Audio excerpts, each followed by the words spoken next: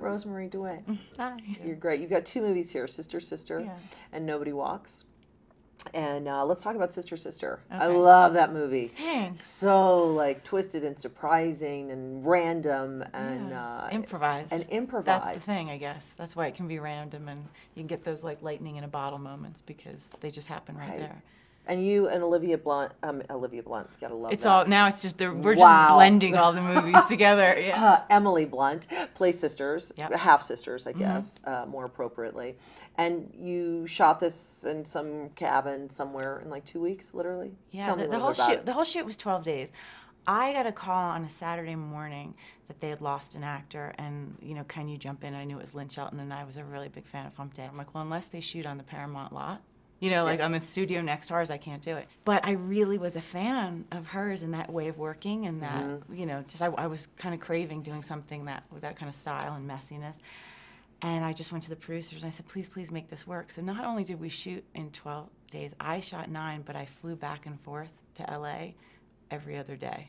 So it was we had to take ferries and float planes. Where were you shooting? We were in the San Juan Islands off Seattle, which is beautiful. Wow. But there were days where, I had to be to set at 7 a.m. and it's me and a little, not a little pilot, a little plane with just one pilot, and we would just take off like with the fog in Seattle, and you just think this might be it. I might go out doing a movie basically for free. Yeah. Wow, so you'd fly off the island into Seattle and then get to back LA. on another plane, and then go shoot a scene for TV, and then go back and do it all and then over do again. like 10 scenes because it's the most accelerated schedule you can imagine. You have a drunk scene, a sex scene, a this scene, Right. you know what I mean? And you're like, hi, Mark Duplass, nice to meet you. So.